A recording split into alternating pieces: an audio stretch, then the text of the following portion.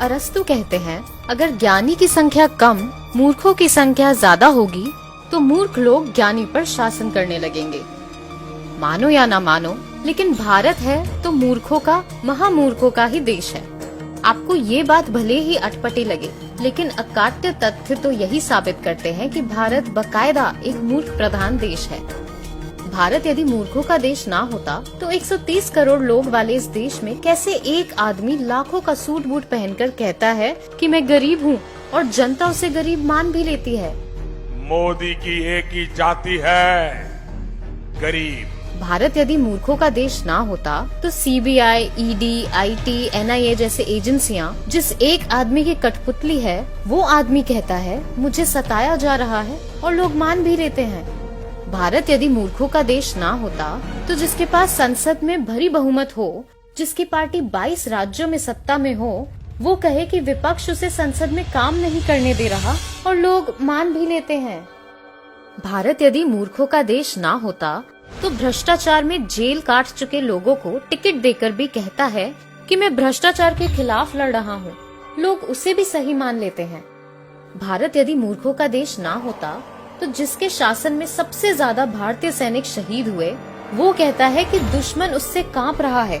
ये हमारा सिद्धांत है, हम घर में घुस के मारेंगे। भारत यदि मूर्खों का देश ना होता तो जिसके राज्य में सबसे ज्यादा किसानों ने आत्महत्या की हो, फिर भी वो कहता फिरे कि उसने किसानों को खुशहाल बनाया है और लोग मान भी लेते हैं।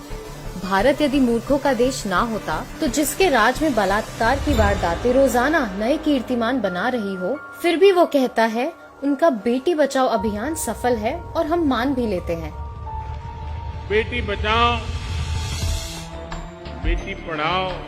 काला बाजारी को खत्म करने का दावा करके नोटबंदी करने वाला छोटी बड़ी लाखों भारतीय कंपनियां बंद कराकर 2.5 करोड़ भारतीयों को बेरोजगार करके कहता है नोटबंदी सफल रही और लोग मान भी लेते हैं।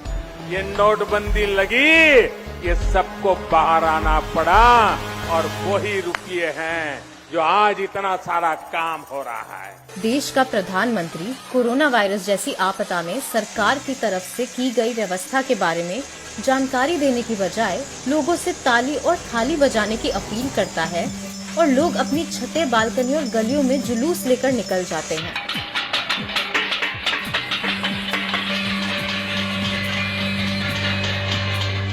मूर्खों को धर्म, जात, गोत्र, खाप, आस्था, राष्ट्रवाद, जाति आधारित नफरत जैसे तोहफे हमेशा से बेहद पसंद आते हैं। आप दिल्ली में चुनाव जीतिए, नहीं तो मर जाएंगे मोदी जी। आप मेरी जान है मोदी जी, आपके बगैर नहीं जी सकते मोदी जी, नहीं जी सकते आप मोदी जी। शिक्षा, रोजगार, स्वास्थ्य सेवा जैसी बुनियादी जरूरत मूर्खों को नहीं दिखाई देती। वाह मोदी जी, वाह वाह।